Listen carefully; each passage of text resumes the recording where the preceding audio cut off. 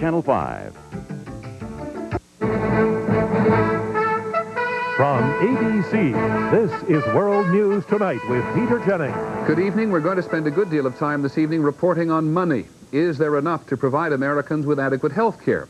With Americans so focused on the recession at home, is there the political will to send billions of dollars overseas to help others? And when everyone wants to cut the defense budget, why is Congress giving the Pentagon more than the Pentagon wants? More than the Pentagon wants. This week, the Defense Department sent to the White House a long list of programs costing billions of dollars, which the military says are a waste of money. ABC's Bob Zelnick on what they are and why they're being funded. For 30 years, the Hercules Engine Company of Canton, Ohio, counted on the U.S. Army to buy its truck engines. Last year, the Army switched to a new truck and a new engine from a different company. Still, in December, Congress told the Army to spend another $20 million on Hercules engines and spare parts. How did the extra money get appropriated when military supply depots were already bulging with Hercules engines? The funds were not authorized by the Armed Services Committees, which traditionally oversee military spending. Instead, the money was added by members of a House and Senate Conference Committee who tacked on dozens of pet projects to the final defense appropriations bill. The key proponent of the money for the engines was Ohio Congressman Ralph Regula. Was this an example of pork barreling, simply giving I think this is an example of good management. The committee felt that these projects would be more cost-effective than some that the Army requested. Critics like Senator John McCain have been urging colleagues to reject 11th-hour deals struck without hearings or debate. Some of them may be good. Some of them may be perfectly legitimate requirements for our defense needs. But we don't know that because the process is broken. A process which, according to one estimate, added $6.3 billion in spending the Pentagon did not request. Examples: almost $12 million to build military museums, including one at this site in New Orleans. The Pentagon doesn't want any of them. $175 million to upgrade the Navy's F-14 fighter. The Defense Department is trying to phase out the plane. $61 million to buy more ready-to-eat meals. The military is still trying to give away leftovers from the Persian Gulf War. $25 million to study whether energy from the Aurora Borealis can be harnessed. The Pentagon has no interest. And there's $10 million for Marywood College, a Scranton, Pennsylvania school run by nuns, to study causes of family stress. There's no particular application to the military. Did you apply for this specific grant, or how did that? Not for this grant, we didn't. No, this grant came to us. The grant was delivered by Scranton Congressman Joseph McDade, the ranking minority member of the Defense Appropriations Committee, who declined to be interviewed. At a time of defense cutbacks, Pentagon leaders resent being told to use scarce funds for things they don't need. Congress has directed me to spend money on all kinds of things that are not related to defense, but mostly related to politics back home in the district. Pentagon leaders are now asking Congress to cancel all the money appropriated for unwanted programs. But every time that's happened before, the answer from Capitol Hill has been, spend it anyway. Bob Zelnick, ABC News at the Pentagon. Not so fast, however, when it comes to spending money overseas. The Secretary of State told the Senate Foreign Relations Committee today that U.S. foreign aid is still a vital concern. James Baker said that believing the world is safe enough to suffer a little American neglect is just plain wrong. But it isn't easy in an election year to convince the senators. Here's ABC's John McCarthy. Just back from Moscow, Secretary Baker argued that America has a once-in-a-century opportunity to influence the course of history by providing $5 billion in aid to Russia, Ukraine, and the other new nations that used to make up the Soviet Union.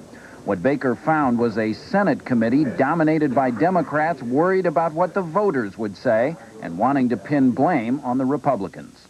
Certainly intellectually, one can make a very strong case, and you have, with the idea that we ought not to miss this historical opportunity. But I think it would be a dreadful mistake if we went forward from this room assuming that the American public are going to be behind this particular effort, given the conditions that exist in this country. I've held a lot of town meetings recently and have never seen the level of anger as high as it is. You know, you don't have to be a rocket scientist to see what's happening in this political year. Baker argued that not spending the money could eventually cost the U.S. billions more if Russia and the other new countries slip into chaos, with millions of people short of food and nuclear arsenals still intact. Protectionism, isolationism have done nothing but get us in trouble. Democrats repeatedly made the point that the Bush administration might get better support for aid proposals overseas if domestic policy was in better shape. Baker, without missing a beat, simply told them that domestic policy was not his job. John McWethy, ABC News, the State Department. Overseas, the Russian President Boris Yeltsin is spending the next 2 days in France. He's brought along a number of Russian businessmen to help him make his pitch there for more economic aid.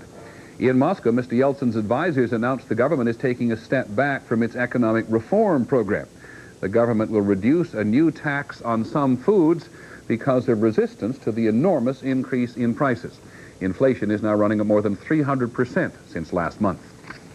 In a moment, the Los Angeles police officers accused of beating the motorist Rodney King, they go on trial. We continue our series on health care, how 2 states are trying to make sure that children get the care they need. And finally this evening, a lost city rediscovered beneath the desert sands. This is World News Tonight with Peter Jennings, brought to you by the Discover car.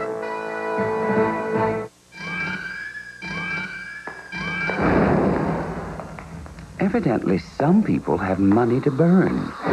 Why else would they pay an outrageous fee to carry a simple credit card when they could carry the Discover card, the card that charges no annual fee, yet pays cash back on every charge, which means it puts money into your pocket. Instead of burning a hole in it, it pays to Discover. What's most important to you? My wife. We've been married for 31 years. 32. Definitely these guys. What's most important? Jack, of course. My granddaughter, Susan. The new Ford Crown Victoria now offers anti-lock brakes with traction assist and dual airbags. Because shouldn't your car know what's important to you? Have you driven a Ford lately? The Michigan doctor who has helped 3 women commit suicide by using his specially designed suicide machines was arraigned today on murder charges. Dr. Jack Kevorkian's lawyer called the indictment moral and political persecution and predicted that the charges would be dismissed. In Southern California today, 4 Los Angeles police officers accused of beating the motorist Rodney King have gone on trial. The beating, as most of the country knows, was captured on videotape by an amateur cameraman. Here's ABC's Judy Muller. Videotape. The amateur tape that shocked the nation almost a year ago now becomes the chief witness for the prosecution. The defense hopes to discredit that witness. How? By arguing that before the tape rolled, Rodney King was aggressively resisting arrest, and that the tape is, in their words, an optical illusion. While the videotape seems to show an awful lot of things, it doesn't show the most critical thing, and that is the view of the scene from the point of the officers who are immediately involved with Mr. King. I don't think there's any defense. As far as I'm concerned, Rodney King was clearly in custody, and the only time that an officer has a reason for using excessive force is if the suspect is not subdued. All 4 defendants are charged with assault and use of excessive force by an officer. The jurors who must decide will be selected from a pool of 2,000 people. It's going to be very hard to find people who have not either seen the videotape or are not influenced by it. The defense hopes that the change of venue from L.A. to the suburb of Simi Valley will make it easier to find unbiased jurors. But critics of the police point out that, unlike L.A., Simi Valley is a predominantly white community that is home to hundreds of law enforcement officials. There is the danger that the neighborhood and the attitudes of neighbors, the pro-police attitude in that area, will influence the jury process. Once the trial begins and the videotape again takes center stage, the image and reputation of the entire L.A. Police Department will also be on trial. Chief Daryl Gates has called the Rodney King beating an aberration, but critics say such tactics are all too common. and even the defense plans to argue that the officers were acting in accordance with department guidelines. Judy Muller, ABC News, Simi Valley. Oh, how complicated life is. Last night we reported that Minneapolis police had collected nearly 5,000 guns in a Guns for Cash program. They had planned to destroy the guns. Today a court said, wait, some people who've had guns stolen want to know if their guns have turned up. Another survey of how American students are doing in math and science, and the answer, again, not very well. This time the federal government sponsored a study comparing students in the U.S. and 19 other countries. American children placed no higher than third and sometimes much lower. Students in the higher-ranking countries generally were challenged by tougher subjects and also did more homework and watched less television. On Wall Street today, the Dow Jones Industrials lost about 15 points to close at 32.57, and the trading was heavy. In Los Angeles today, another long line of people looking for work. A federal jobs fair in Westwood was taking applications for about 1,000 government jobs, from FBI agents to court clerks. 4,000 people showed up yesterday, another 6,000 today. In our next segment, a look inside the files of the East German secret police. Of all the important safety features we put in the new Camry, some may seem a bit extravagant. Stronger body construction, child protector rear door locks, rear seat headrests, adjustable front seatbelt anchors, standard driver's side airbag, available anti-lock brakes. But when it came to safety, we didn't ask what it costs. We asked what it could save. The all-new 1992 Toyota Camry. We just couldn't leave well enough alone. There's lots of ways to have garlic. The Kwai difference is the consistency of garlic qualities of this easy-to-swallow tablet. There's no better way to have garlic than odor-free Kwai. Millions of Europeans have been taking Kwai odor-free garlic tablets for years. It's part of their daily diet. Kwai is odor-free and so easy to swallow. Kwai is available at quality drugstores, health and natural food stores, and general nutrition centers. Kwai, science and nature working for you. Tylenol users discover a powerful name in aspirin-free pain relief. It took away my headache. Aspirin-free Anacin worked as well as Tylenol. Like Tylenol, aspirin-free Anacin is 100% aspirin-free acetaminophen, so it's gentle on your stomach. Now I have a choice. Flu epidemic declared. Entire U.S. affected. What will you do? Doctors recommend TheraFlu, hot liquid medicine that works fast. TheraFlu, strong therapy for flu symptoms. Overseas again in Berlin today, 2 more border guards from what used to be East Germany were convicted of manslaughter for killing a man who tried to escape over the Berlin Wall in 1984. They are not going to jail. The prosecutor had argued they were pawns of the communist system and should not be imprisoned.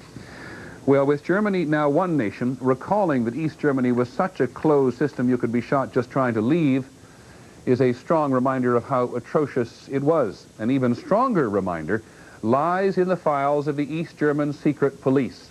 They were open to the public last month. ABC's Rodney King is in Berlin. The files name the informers. For East Germans, it is a painful look into an appalling aspect of their past. I want to know what the Stasi knows about me and from whom. East Germans have found that the secrets of the secret police can be a catalog of treachery. It's a horrible stuff, really. Vera Wallenberger was a campaigner for human rights in her communist country in the 1980s. That automatically made her a target for the Stasi. Her file has disclosed the identity of the person who for 7 years informed on her regularly to the secret police. Her husband, Knut. I had somehow become convinced that I could reform East Germany. Now, of course, that seems ridiculous. Tiefe und nicht zu beschreibende Krise. It's a totally deep and indescribable crisis, because what Knut has done, of course, is tearing our whole lives apart. Knut Wallenberger says that were the communists still in power, he would still be informing on his wife. I think so, yes. I would have gone to the grave doing it. 1 out of every 80 East Germans collaborated with the secret police as either an agent or a paid informer. The sheer volume of files documents the Stasi's preoccupation with even the most trivial details. These bottles contain samples of body odor. The idea, dogs could later be given the scent of anyone the regime wanted to track down.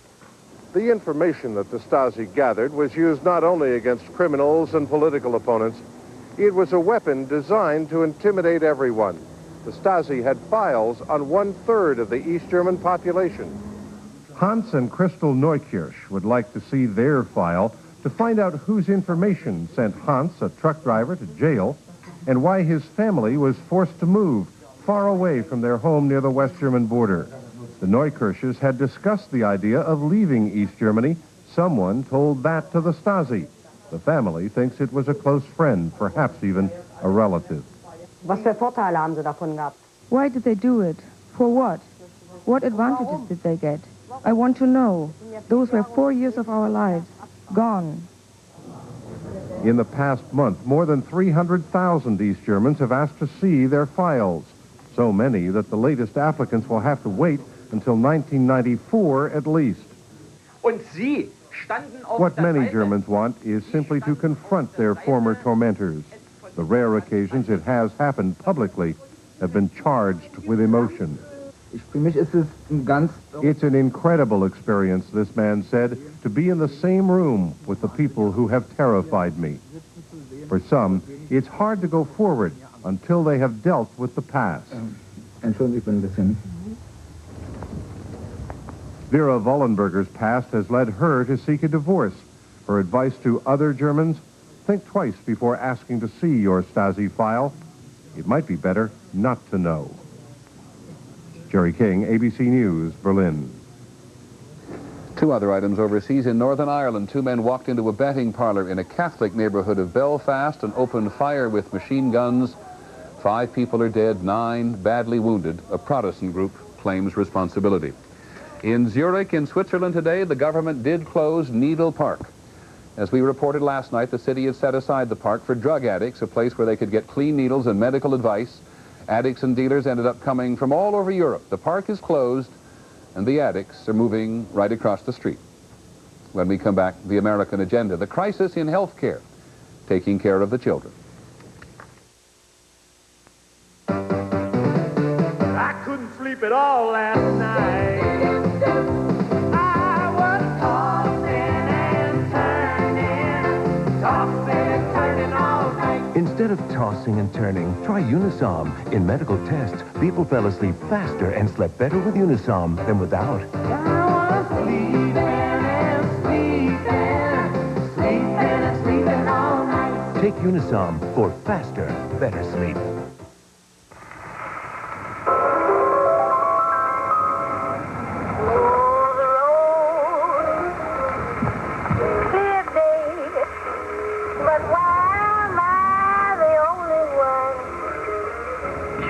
The Lexus LS400 features a very sophisticated suspension system.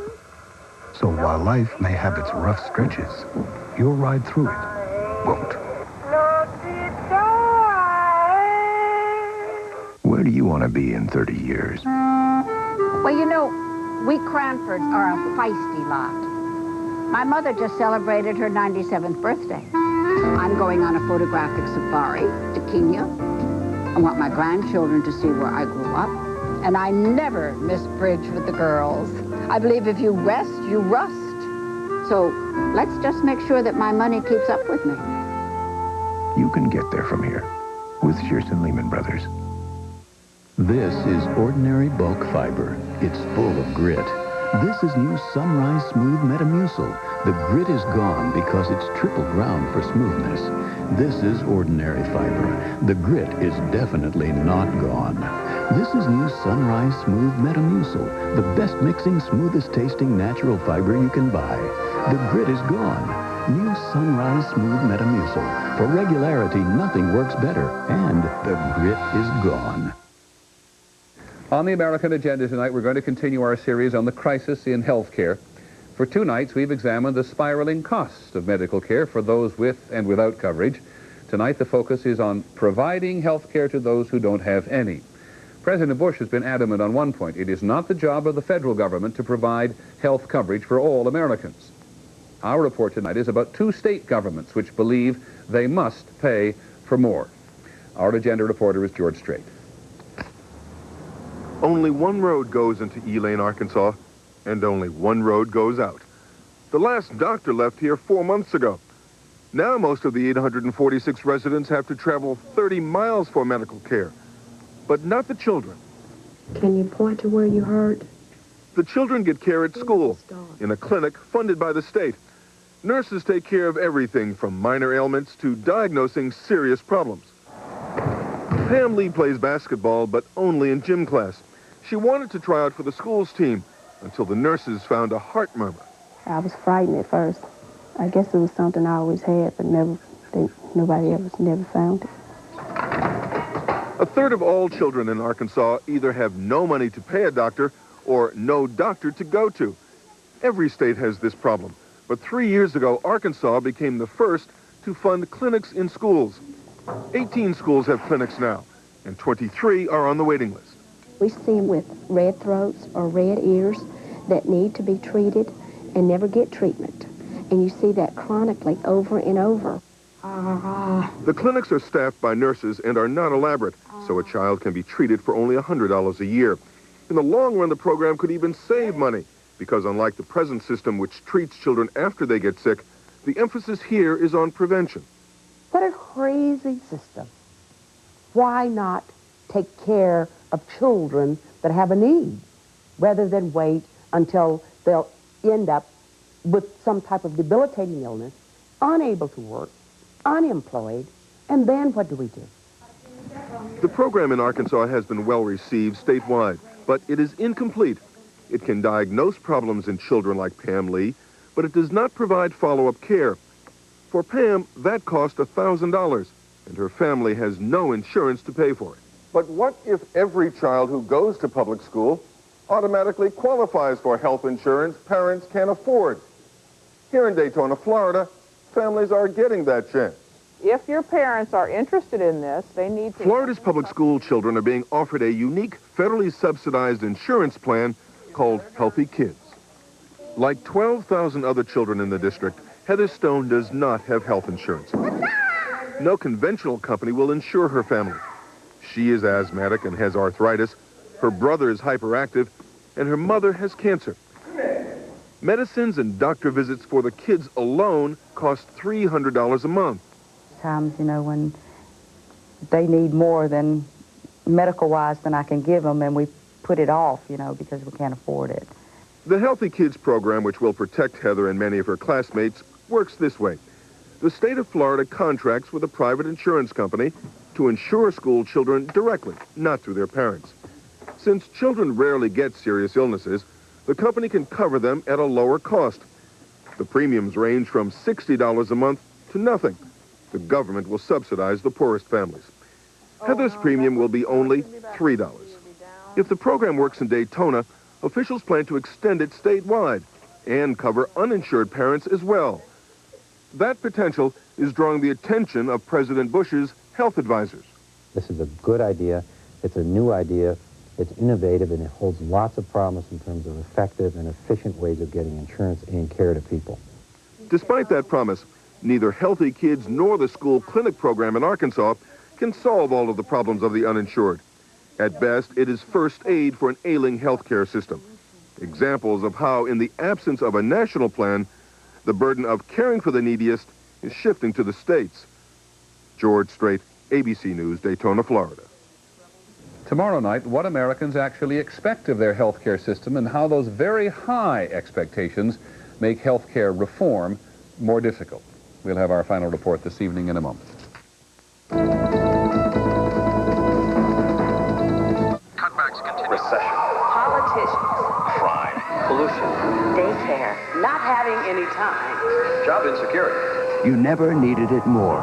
A new extra-strength pain reliever made to get today's tough headaches before they really get you.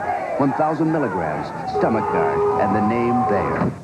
That should ease your mind. Introducing new extra-strength Bayer Plus. For headaches, now there's no pain you can't bear.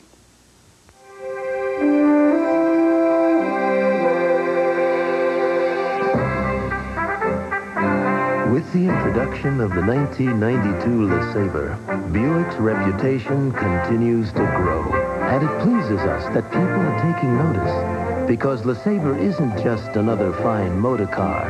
It's a Buick. And Buick is rapidly becoming an enormous symbol for quality in America. I need a laxative that can work dependably. Doxadan can. But can it be gentle? Doxadan can. Doxadan works dependably overnight with a special ingredient for gentle relief. Dependable, yes. Gentle, yes. Doxadan can.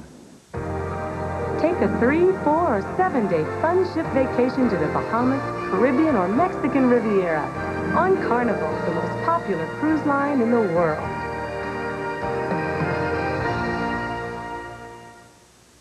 Tonight on Nightline, the controversial Japanese offer to buy a Major League Baseball team. Is American anger at Japan leading Uncle Sam to cut off his nose to spite his face? Tonight.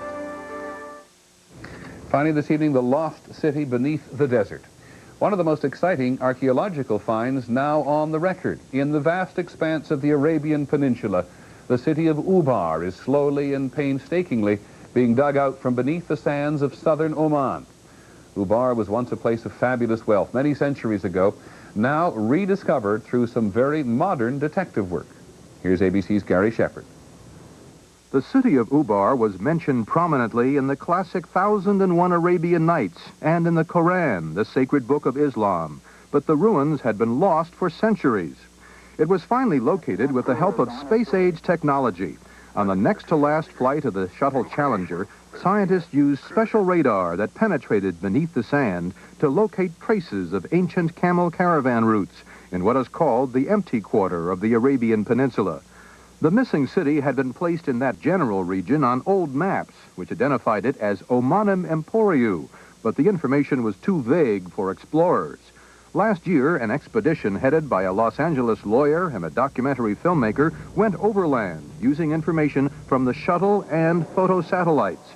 Ubar was finally located with the use of portable radar devices. They started digging last December and were amazed at what they found. We found a little bit of a wall, then a little bit more of a wall, and then the wall led to a tower. Finally, they uncovered a completely walled fortress with the remains of 8 towers. It is believed to date back to 2800 BC. The discovery of Ubar came on the 4th try. There were major expeditions starting as far back as the 1930s, but they failed to uncover the fabled city, even though the explorers themselves walked right over it, unaware of what was only a few feet below the sand. We're looking at the people that give us the real insight into the frankincense trade, which had great significance in ancient times. The frankincense brought to the Christ child by the 3 wise men may well have come from Ubar, the city lost for so long beneath the desert sands. Gary Shepard, ABC News, Los Angeles. That's our report on World News Tonight. I'm Peter Jennings. Have a good evening. Good night.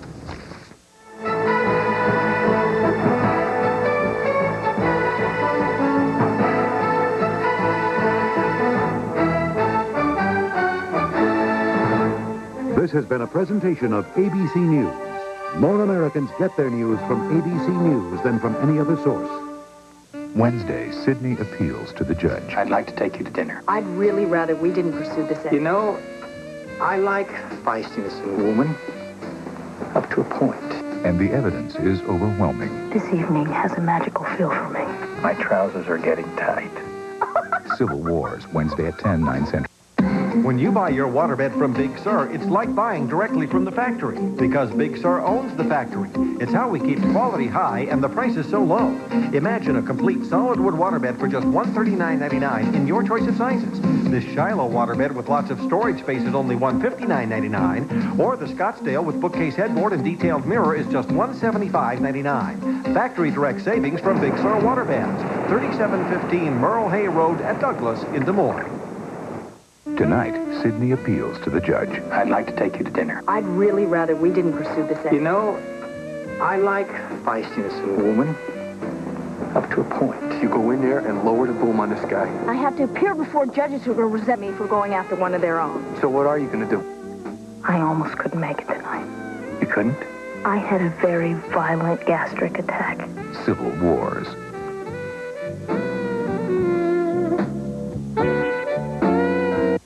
You'll see today's breaking news stories first on Channel 5 News.